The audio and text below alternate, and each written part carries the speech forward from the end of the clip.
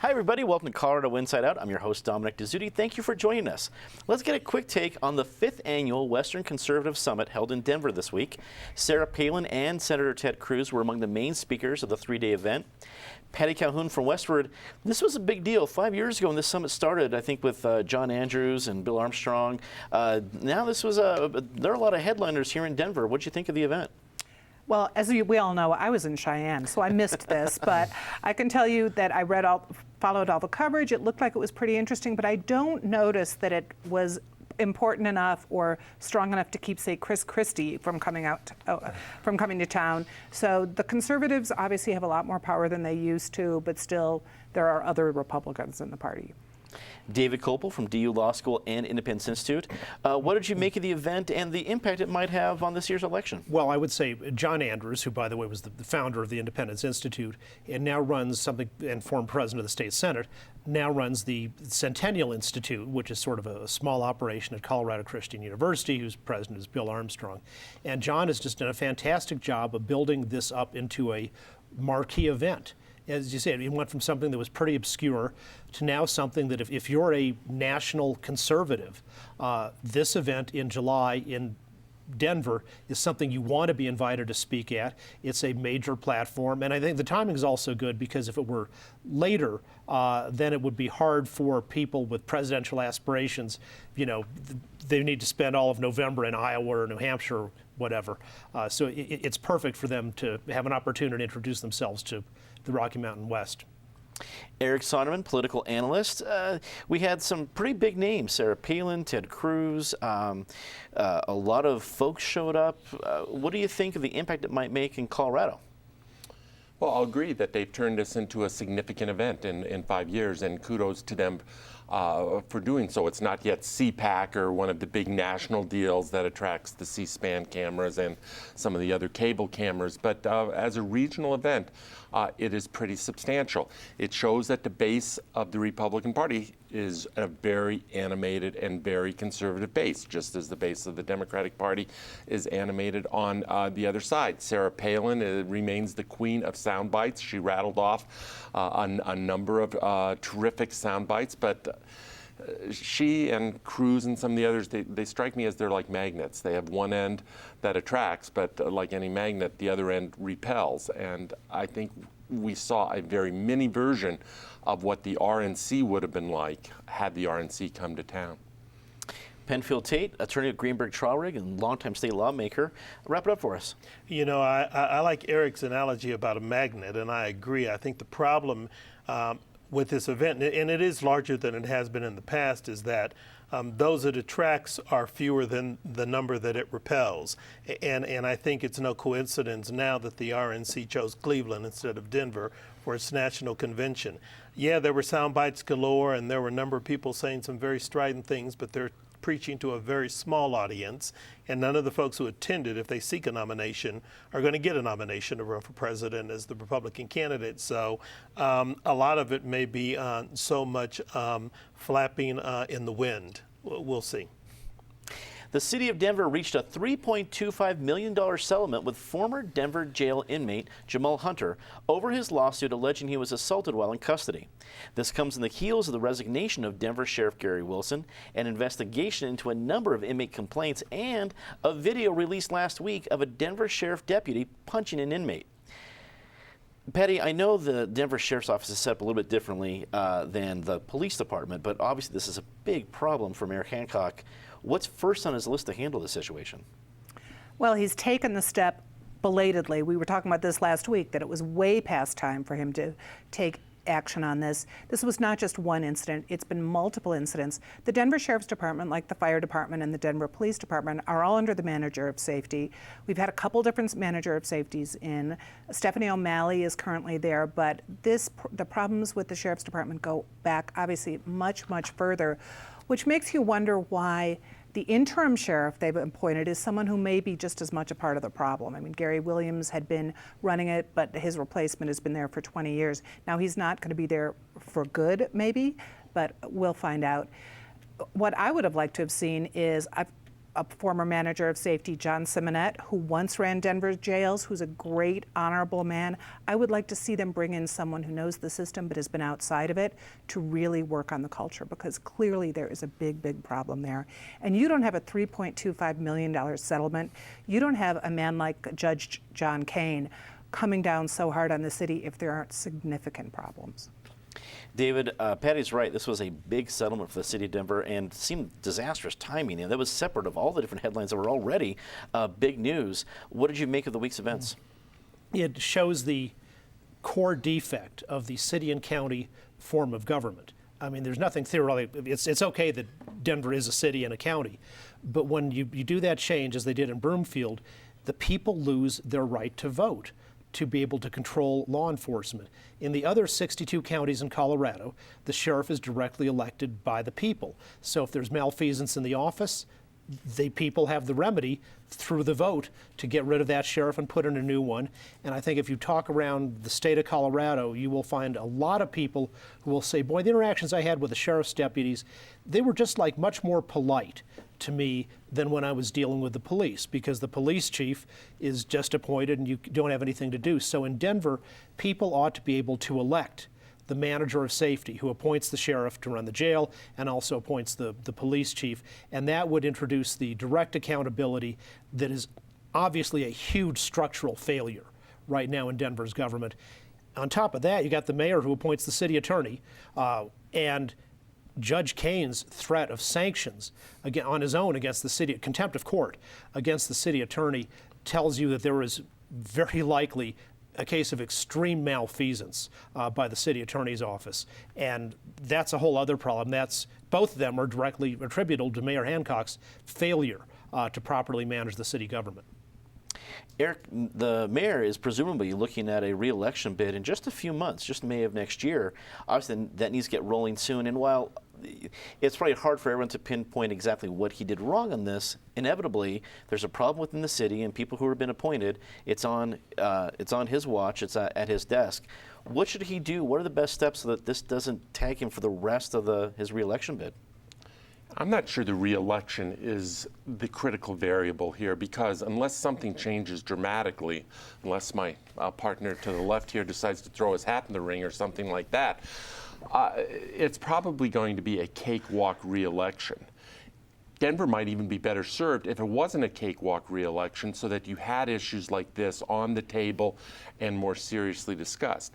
I hear David's point about the difference between an appointed mayor, i.e. Denver, and the other counties of the state, but I don't know that that's necessarily the remedy. I look 70 miles to the south with Terry Makita in Colorado Springs, and he was an elected sheriff, and we see how well that one is working out there. Now, yes, he's at the end of his term, and if it wasn't at the end of his term, the voters would have a remedy there. But I'm not sure it's just about the governance structure. I have hit my own personal, call it a bit of a Waterloo point with these incidents, one after another, whether it's around this table or social conversation or wherever it may be. For 20 years, I've always said, the police officer, the sheriff's officer, whatever, gets the benefit of the doubt. And you do need to do the requisite disclaimer that I think the vast majority of people in that line of work are honorable with good intentions and trying it to the best of their ability to treat people humanely and professionally. But I'm not sure the benefit of the doubt, at least in my own mind, still applies. These incidents continue to pile up one after another. The magnitude of this one, the magnitude of the settlement, $3.25 million, correlates to the magnitude of the incident and the wrong that was inflicted. And there is some cultural rot within these departments, and somebody, neither Mayor Hickenlooper fully got to the bottom of it, Mayor Hancock to date has not gotten to the bottom of it. Something needs to change dramatically, and I have not yet seen it. Penn, $3.25 million just by itself as an issue would make pretty big headlines, but it came up in a week that was just disastrous. What needs to happen? Does Mayor Hancock need to look outside of Colorado to bring somebody else in? I don't know if looking outside is the answer. I agree with Eric that the elected versus appointed sheriff is not the issue here. Colorado Springs, Grand Junction, there are some other instances of elected sheriffs where we've had problems. But clearly, you know, I like to say twice is a pattern. We've had too many incidents with the sheriffs and with the police department for these just to be isolated. And I think Eric's right. I don't think Mayor Hickenlooper got a handle on it. I don't think Mayor Hancock has a handle on it. Stephanie O'Malley clearly has her work cut out for her. You know, I worked with Mayor Hickenlooper and helped redo the office of the monitor's office to deal with police oversight. And it still isn't working correctly. There is still something wrong, and I don't know if it's a systemic problem or what. It recalls to mind the issues in the 70s and 80s that Glendale and Aurora both used to have with their police department, where they were getting hammered with all of these federal lawsuits because law officers in those communities were just beating people randomly. So we've got an issue here, and we can debate the merits of each particular case, but the problem is there are too many instances, and something needs to come to bring about a cultural shift, and something needs to bring about a change and overhaul in how these departments operate, how they're supervised, and how they're managed. And it's going to be tough, and it's going to be controversial, and significant steps are going to have to be taken, but because the reality is this: everyone wants to give law enforcement the benefit of the doubt, but when citizens don't feel they're safe from the people who are sworn to serve and protect, you've got a huge problem. And I think we're moving in the direction of having a huge problem. Safe Clean Colorado, an organization behind 2 fracking regulation ballot issues, announced this week that they have collected more than 90,000 signatures for both issues so far. One of the measures would change setbacks for drilling rigs to 2,000 feet from an occupied structure, and the other would establish new rule of law regarding the environment. David, we still have, I guess, about a couple weeks before it's August 4th for the deadline for signatures. And while only 86,000 are needed to put it on the ballot, those all need to be valid. So obviously more signatures need to be gathered. When you heard the announcement of the amount that's been collected so far, is that a good sign for fracking activists, or not so good? Well, given their support from out-of-state billionaires, I think they're going to have no problem collecting enough signatures to make the ballot on both issues. And by the way, I just want to say that for the next mayor, I am ready for Penfield and ready for Patty. Either one, I think, would do a better job of managing that office than the current guy. It would decimate the table. It would be good for the city of Denver. I agree. I think these will be good clarifying things for the people of Colorado to vote on. Because when you have this 2,000-foot setback, you're basically wiping out fracking in a great many places. And if they do that, then I would say, to be fair, the legislature should pass something that says, oh, on the state severance money that we get from as state taxes from oil and gas, and which is distributed to local governments, if you don't allow fracking under reasonable conditions, you don't get any of the money. I mean, that's fine. If you say not in my backyard, then you also ought to say, well, and therefore I'm not going to make any money off it if I don't want it in my backyard. The second one is a quite radical thing. One part says just local governments can make environmental laws more stringent than statewide, and that's very straightforward. On top of that, it says that the environment belongs to the people of Colorado.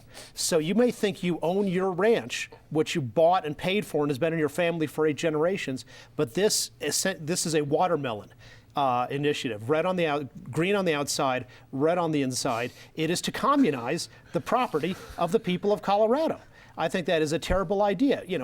Everybody breathes the same air, and that's important, but that doesn't mean that all of the environment belongs to all of the people rather than the people who actually own it and conserve it and take care of it. Eric, I have to admit, I agree with David on this one. I read that second one. It's pretty vague, and I'm not a lawyer, nor do I play one on TV. How do you think voters, if it gets in the ballot, are going to react? Does it sound good as kind of like the puppies and kittens bill of Amendment 41, or will people see this is a little vague?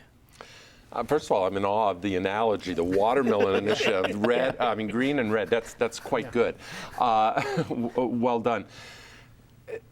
Let me start, Dominic, with if they're telling the truth that they have 100,000 signatures, yes, they will make it. I mean, you want to have 120, 130 is a nice cushion. You probably do it with 120. I assume they're doing some quality control as they go along so that they have a pretty decent validity rate. My supposition is they have 10 or 11 days left, that they're going to make it. This battle royale is a happening deal.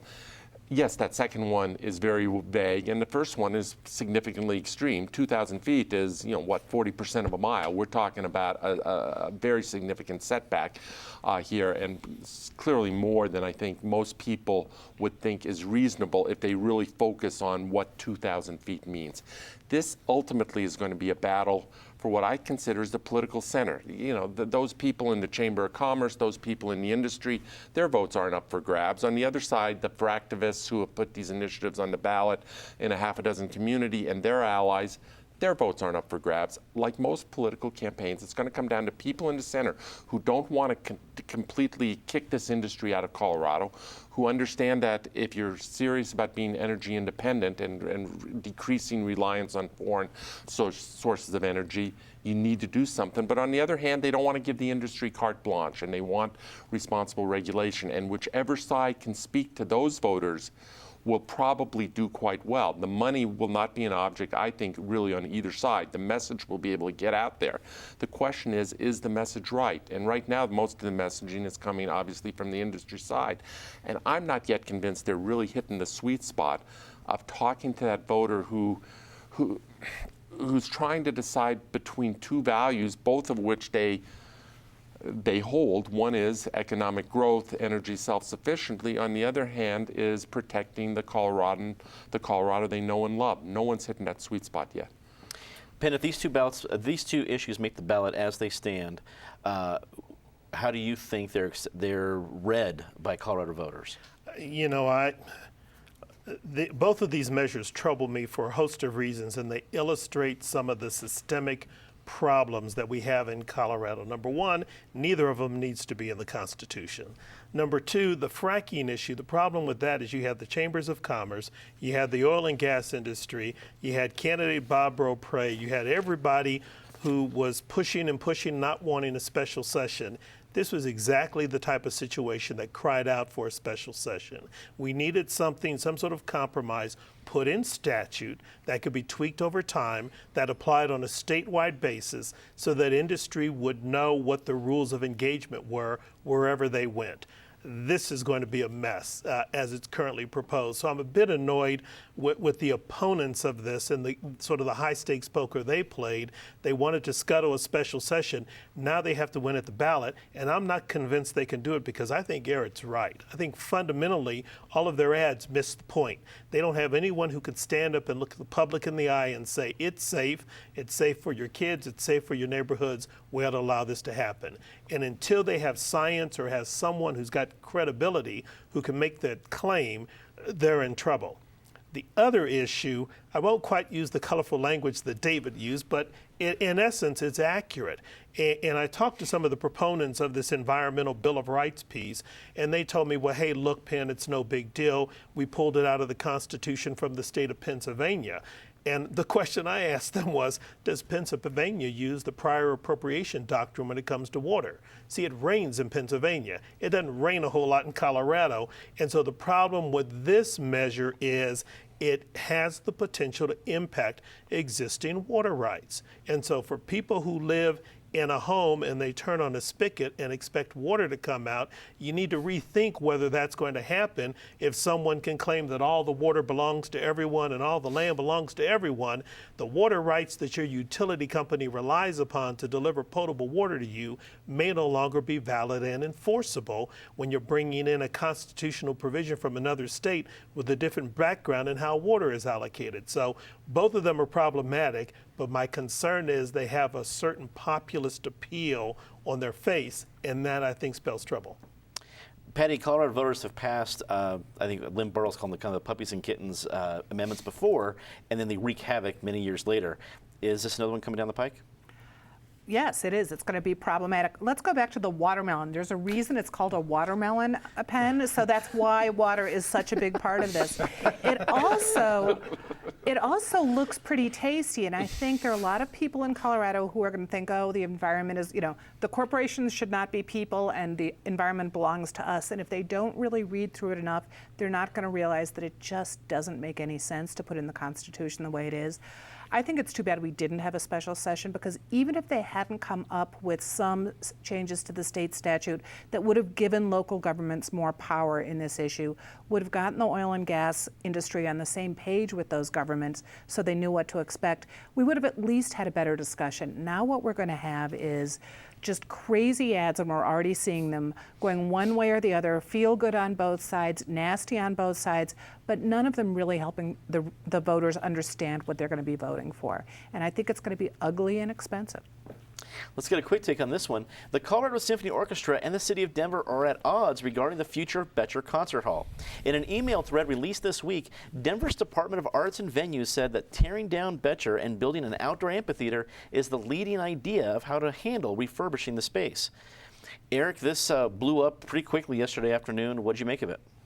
I think I have the answer here. They should take Boettcher, instead of turning it into an amphitheater, turn it into a huge marijuana outlet. The symphony can play there. We've already demonstrated that they want that they want that audience and they want that venue, and it's a win-win all the way around. On a serious note, I think the symphony is a tremendous asset to this community. Yes, they have financially struggled over the years, many episodes of being close to the brink. I think there should be more of an effort than there is in keeping the symphony. I understand Boettcher is underutilized. I understand Boettcher may even be a little bit too big and it's half empty most nights, and that decreases obviously the value of each ticket. I understand the problems. I don't think the status quo has to change the status quo forever, but I think you ought to be very sober and cautious before you get rid of that venue for the Colorado Symphony. Penn, lots of issues at stake here. What do you think? Well, as many of you know around this table, I'm a public finance attorney, and I do work for the city and county of Denver, and I do work for the city on Boettcher. So I'm sure the city will have a collaborative process, but that's all I have to say on the subject. Safely said. Patty, what do you think? Well, I think we're all going to remember over the next few days how 6 years ago we the residents of Denver voted for, I think it was $25 million to go into Boettcher improvements, which clearly haven't gone into Boettcher improvements. Later, Penn can explain to everyone why that is and why it worked out okay, because the money went to some other projects. But there are going to be a lot of questions that come up on this. And it's also time for a discussion of the Denver Performing Arts Complex, which is a really amazing facility. It's the second largest performing arts complex in the country, but the things that looked so genius 35 years ago when they envisioned Boettcher in the round, it's not working now. So they're going to have to figure out some way to make that facility or a replacement work. And we should frack at the sculpture park. Raise money for the renovation. A self-sustaining performing Little arts complex. drill right between those dancing aliens. David, wrap it up for us. Well, a few years ago, I saw an opera at Boettcher in the round, and thought it was that space was working pretty well. It's just imprudent and reckless for governments to say, oh, we're going to borrow all this money to build something, and then practically as soon as you paid off the bonds for building it, it's like, oh, now we're going to tear it down.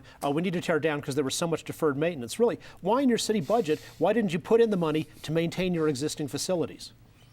Well, we come to our very favorite part of the week. We usually would think that would be just recruiting Penn for mayor, but now it's Disgrace of the Week. So Patty, start us off.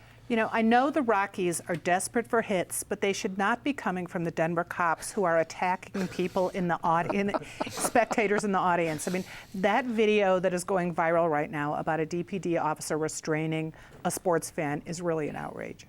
David.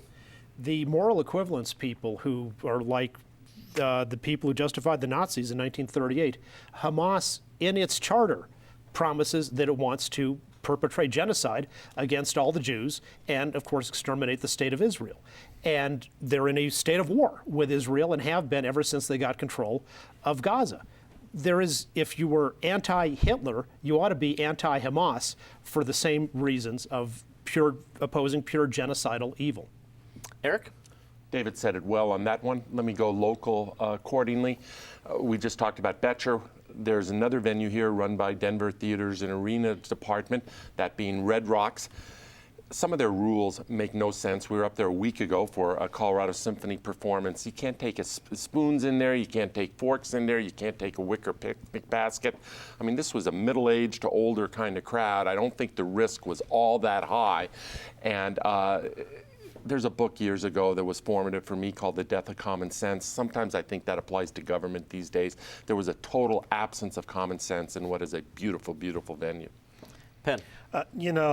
Since she was here, the former governor of Alaska continues to just amaze me with the inability to make any sense on any level. And, taking shots at the president, fine, it's a free country, you can do it. But when you've got no solution in mind and you've been rebuked by the populace, sometimes it's time to just pack your stuff up and go back home.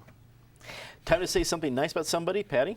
On Sunday night at the Sea Film Center, Cinema Q is going to close with a documentary made on the first same-sex couple that were married in Boulder when they started using that loophole 40 years ago. It's a great movie, and the clerk who gave them the marriage license will be there too. David. The Stand for Israel rally that's taking place on Sunday at 2 p.m. at the state capitol. It is organized by Craig Silverin, a frequent CIO guest, and has lots of bipartisan great speakers, including Representative Rhonda Fields. Eric. We didn't get to it as a topic today, but I think you need to take your hat off to Pat Bolin. It was not a surprise announcement this week for, I think, people in the know. Nonetheless, it was a very sad announcement. He has an incredible record of success, both in terms of the one-loss record of the Bronco franchise, but also in terms of the way he's treated people and his investment in the community. You think about what the Montforts have done lately in the news. The Pat Bolin. I was going to say that as well. One could only hope that maybe they'd put that up for sale and the Bolin Trust or the Cronkies or Anschutz or somebody might grab it. Pan, wrap it up. It's almost offensive to mention them in the same sentence with Pat Bolin, but clearly Pat Bolin for what he's done. But another person I had in mind who is not as well known, but I think her contribution may have more lasting value. Patty Fontenot announced that she was leaving today as the person who initially headed Colorado's health exchange under the Affordable Care Act. She is someone who showed that even though folks may have disagreed with the act, when Colorado had a chance to wait for the feds to act or to control its own destiny, we decided to control our own destiny, and I think she's done a great job getting the exchange moving forward and working for Coloradans. So we wish her well in her future endeavors. Well, that's all the time we have tonight. Thanks for tuning in. For our viewers watching our live stream right now, stay tuned for a special behind-the-scenes segment. And for our broadcast viewers, we'll see you next week. For everyone here at Channel 12, I'm Dominic Dezzutti. Thanks for watching. Good night.